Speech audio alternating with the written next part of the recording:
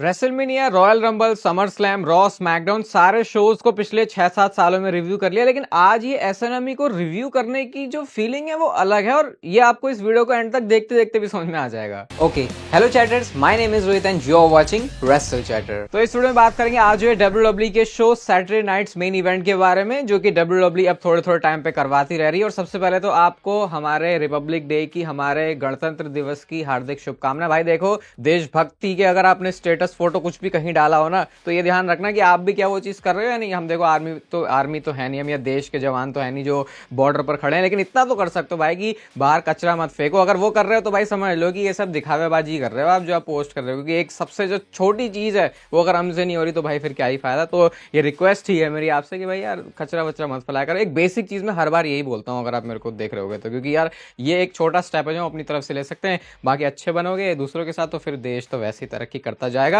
सबसे पहले मैच की बात करते हैं जो कि है नाया जैक्स वर्सेस रिया रिप्ली। देखो ये मैच में मतलब ये आई थिंक मुझे एंड के लिए बचा के रखना चाहिए, तभी मैं कह रहा हूँ कि ये सबसे अलग है इसको रिव्यू करना। मैच ये मुझे अच्छा लगा। देखो बहुत सारे लोगों को लग सकता है कि यार अरे क्या था, मतलब एक तो काफी छोटे मैचेस भी डब्ल्यूडब्ल्यूई ने सारे इस एसएनएमई के अंदर बुक किए। नाया जैक्स ने पहले ही आते ही जो है अटैक कर दिया। समोन ड्रॉप उन्होंने मिड रोप से लगाया था। रिया रिप्ली का वो जो कोड रेड उन्होंने लगाया था, और इतनी भारी भरकम है नाया जैक्स, थोड़ा सा अटपटा भी लग रहा था कि रिया रिप्ली इतनी भारी बंदी के सामने कैसे कर रही है। रिया रिप्ली ने एनाइलेटर भी खाया, लेकिन जो नाया जैक्स है वो दूसरे के लिए जा रही होती है, बट इस बार उन्होंने काउंटर कर दिया, इलेक्ट्रिक चेयर में बदल दिया। एक रिपटाइड लगा के नाया जैक्स के सामने वो वाला मैच जीत चुके हैं और चैंपियनशिप को भी रिटेन कर लिया। पता है इस मैच में रिया रिप्ली स्ट्रगल कर रही थी, आप साफ देख सकते हो कि यार एक बहुत हट्टी कट्टी बंदी उनके सामने आ गई है। और वैसे तो उनको अपनी स्ट्रेंथ दिखाने की ही आदत है, लेकिन जब इतना भारी भरकम बंदी आ जाती है तो भाई थोड़ी प्रॉब्लम होती है। छोटा मैच था, अगर ये लंबा खिंचता तो डेफिनेटली इस मैच से प्रॉब्लम हो जाती, लेकिन उन्होंने इसको काफी छोटा रखा और बिल्कुल मूव्स आफ्टर मूव्स वाला सीक्वेंस ही चल रहा था, तो इसलिए मैच आपको एंटरटेनिंग लग जाएगा। इसके बाद शो पर अगला मैच था इंटरकॉन्टिनेंटल चैंपियनशिप के लिए शेमस वर्सेस ब्रॉन ब्रेकर के बीच में। ये मैच तो काफी हार्ड हिटिंग है और ये ऑब्वियसली हमको पता भी था ऐसा ही होना है। शेमस ने जो है ब्रॉन ब्रेकर को वो टाइम कीपर वाले एरिया में फेंक दिया था और मैच के शुरू हुए भी कुछ ही मिनट्स हुए ऐसा स्पॉट देखा, मुझे लगा भाई इसको तो तुमको एंड में डालना चाहिए था, बीच में कहां से आ गया। शेमस वो ऊपर से चढ़ते हुए आते हैं, वो स्टील स्टेप्स के ऊपर से कूदने वाले थे, लेकिन ब्रॉन ब्रेकर ने उनको हवा में ही जो स्पीयर मारा है ना भाई, शेमस जैसा बंदा ही वैसा स्पीयर ले सकता है, वरना तो भाई वहीं से स्ट्रेचर से तुमको लेके जाना पड़ जाता, जितना तगड़े तरीके से वो लगाया था। शेमस की वो जो बीट्स और नीज है वो सब आपको दिखेंगी। एक जो उन्होंने कैल्टिक क्रॉस भी लगाया ना, वो रोप से उठा के ब्रॉन ब्रेकर को, एक तो ब्रॉन ब्रेकर भी हट्टा कट्टा बंदा है तो वो भी काफी ज्यादा कूल लग रहा था। ब्रॉन ब्रेकर का फ्रैंकेनस्टाइन, पता नहीं यार मैं तो हमेशा ही अमेज्ड हो जाता हूं देख के कि बंदा ऐसे ऊपर कैसे चढ़ जाता है। ब्रो किक उन्होंने लगा दी और लगा भाई कि आज शेमस फाइनली इंटरकॉन्टिनेंटल चैंपियनशिप जीत जाएंगे, लेकिन वो हुआ नहीं। एंड में फिर उन्होंने जो रोप पे पैर लगा दिया था और ब्रॉन ब्रेकर के स्पीयर के साथ, जो कि अब मुझे तो समझ में नहीं आता, अगर ब्रॉन ब्रेकर का स्पीयर मिस भी होता है ना, मतलब उतने परफेक्टली एग्जीक्यूट नहीं भी होता, तो मैं समझ नहीं पाता कि क्या सही में नहीं एग्जीक्यूट हुआ है। मुझे लगता है कि बंदे ने इतनी जान लगा दी कि वो अटपटा लग रहा है। तो क्या आपको फील होता है ऐसे ब्रॉन ब्रेकर को स्पीयर को देख के मुझे बताना। तो इसके बाद फिर उन्होंने जो है रिटेन भी कर लिया चैंपियनशिप।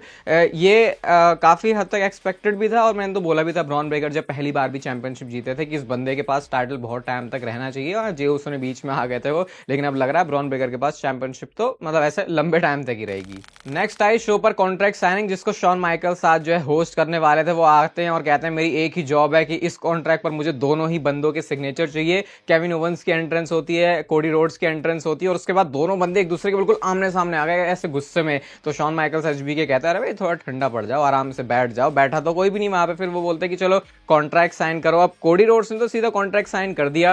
केविन ओवेंस पेन पकड़ते हैं और वो बस साइन करने जा रहे होते हैं, लेकिन पता था भैया ये बंदा तो काफी ज्यादा चिड़चिड़ा सा, पता नहीं अजीब से इसका दिमाग फिरा हुआ है, कुछ ना कुछ तो बकवास करेगा। केविन ओवेंस ने माइक लिया और कहते हैं मुझे एक तेरी बात पसंद नहीं आई जो तूने बोली थी, तू कहता कि मैं हमेशा इजी वे लेता हूं। भाई तू एक लायर है, तूने फिर से झूठ बोल दिया। मैंने क्या इजी वे लिया? बैश इन बर्लिन में मेरे पास साफ मौका था कि जब तू एक कॉम्प्रोमाइज्ड पोजीशन में था और मैं तब भी तुझे मार सकता, कॉम्प्रोमाइज पोजीशन मतलब कि थोड़ा सा बुरी हालत में था, तो जब मैं तुझे मार सकता था मैंने तब भी तुझे नहीं मारा, तो मैं इजी वे लेता हूं। तो कोडी रोड्स कहता भाई बस कर, चुप हो जा, नहीं सुननी बकवास, तू कॉन्ट्रैक्ट साइन कर, मेरा सारा फोकस अब रेसलमेनिया में जा चुका है। मैं तुझे रॉयल रंबल में हराऊंगा और अपने रेसलमेनिया में इस चैंपियनशिप को डिफेंड करने के के बारे में मैं सोच रहा हूँ। तो केविन ओवेंस भी कहते हैं भाई इसने तो मेरी बात को कोई जो ज़्यादा वो सीरियसली लिया नहीं। कॉन्ट्रैक्ट वो साइन करने से पहले बोलते हैं कि एक बार मैं कॉन्ट्रैक्ट साइन कर लूंगा ना तो इसका मतलब यही है कि रॉयल रंबल में मैं ही राइटफुल चैंपियन बनूंगा, वो प्रूव हो जाऊंगा, मैं जरा सब कुछ छीन लूंगा, तेरी बस छीन लूंगा, तू ऑटोग्राफ करता है मीडिया में जाता, सब कुछ जो तेरा है वो मेरा हो जाएगा।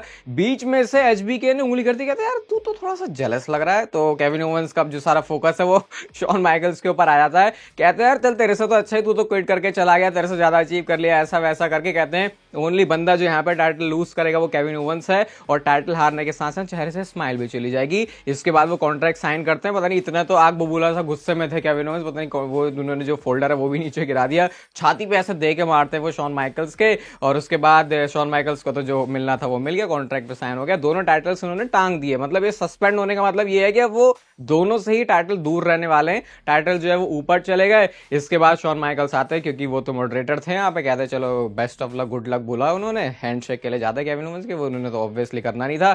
कोडी रोड्स की तरफ जाते हैं तो केविन ओवेंस इसका फायदा उठाना चाह रहे थे, मारने की कोशिश करते हैं वो। और भाई वो तो पैकेज पाइल ड्राइवर भी, भाई केविन ओवेंस यार तुम थोड़ा थोड़ा परफॉर्मेंस सेंटर जाओ, थोड़ी और मेहनत करो यार, तुम्हारा पैकेज पाइल ड्राइवर के इतना ये सक्सेस रेट इतना कम क्यों है इसका? तुम जब भी लगाने जाते हो भाई किसी को तो लगता नहीं है, लग जाता है तो फिर वो बंदे के ही लग जाते हैं, लेकिन यार थोड़ा सा प्रैक्टिस करो यार, तुम्हारा बार बार रह जा रहा है, तुम शायद नोटिस नहीं कर रहे हो। पिछले काफी सारे शो उठा के तुमको देखने पड़ेंगे, पैकेज पाइल ड्राइवर के लिए वो जा रहे होते, लेकिन फिर कोडी रोड्स ने बचा लिया और उसके बाद स्विच इन म्यूजिक देखने को मिला। आय हाय यार ये तो बंदा हर सारे लोगों की किक जो है उसको तो सुपर किक ही बोलो, इसको कोई गलती से ही मत बोल देना भाई शॉन माइकल्स की स्विच इन म्यूजिक को सुपर किक, बहुत बड़ा पाप हो जाएगा आपसे, आपको पता नहीं है। वो उन्होंने लगाया और उसके बाद क्राउड भी काफी ज्यादा खुश हो जाता है वहां पे, तो केविन ओवेंस फिर साइड में जाके पड़ जाते हैं और जो मकसद था शॉन माइकल्स का वो पूरा हो चुका है क्योंकि ऑफिशियली जो कॉन्ट्रैक्ट है वो साइन हो गया है। इसके बाद शो पर अगला मैच आता है ब्रॉन स्ट्रोमैन वर्सेस जेकब फार्टू के बीच में, और इस मैच के लिए मैं बहुत ज्यादा एक्साइटेड था इसको देखने के लिए, और मैं कह सकता हूं कि मेरे को थोड़ी सी मिक्स्ड फीलिंग आई इस मैच के एंड तक।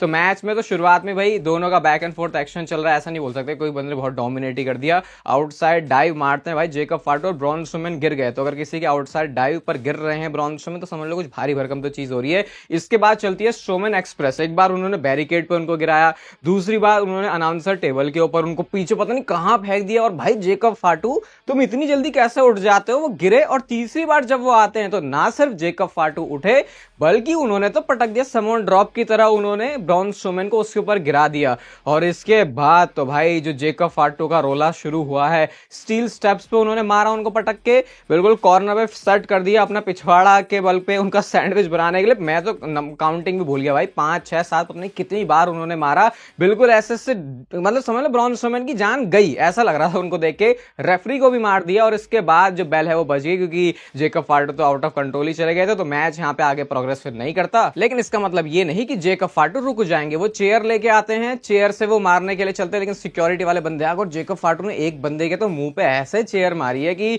देख के लगा भाई तू कौन सा वो है क्या, तू कौन सा कोई टैलेंट है, तू कौन सा ऑन स्क्रीन कोई सुपरस्टार, तो कितनी बुरी तरीके से मारो जब मैं ब्रॉन स्ट्रोमैन को ऐसे मार सकता हूं।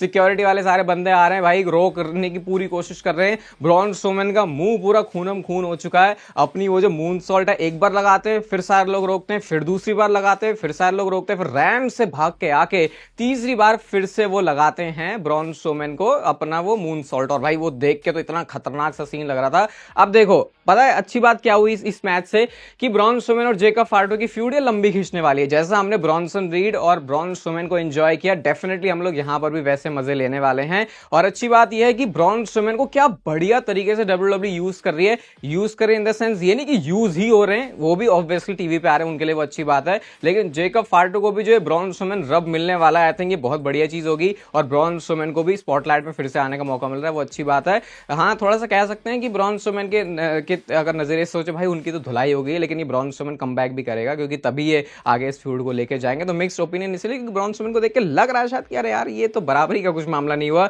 लेकिन ऑब्वियसली ऐसी एक चीज होती है, दोनों को 50-50 बुकिंग करेंगे तो फिर वो वैसे भी देखने में उतना मजा नहीं आता। शो का मेन इवेंट आता है वर्ल्ड हेवीवेट चैंपियनशिप के लिए जे ऊसो वर्सेस गुंथर के बीच में। और देखो सैटरडे नाइट्स मेन इवेंट जो है WWE का, आप ना इसे प्रीमियम लाइव इवेंट कह सकते हो ना एक वीकली शो कह सकते हो, आप इसे बीच में रख सकते हो क्योंकि WWE इसको रॉ स्मैकडाउन में स्टोरी लाइन को आगे चलवाती है और उसके बाद फिर ये हमको एक शो दिखाते हैं।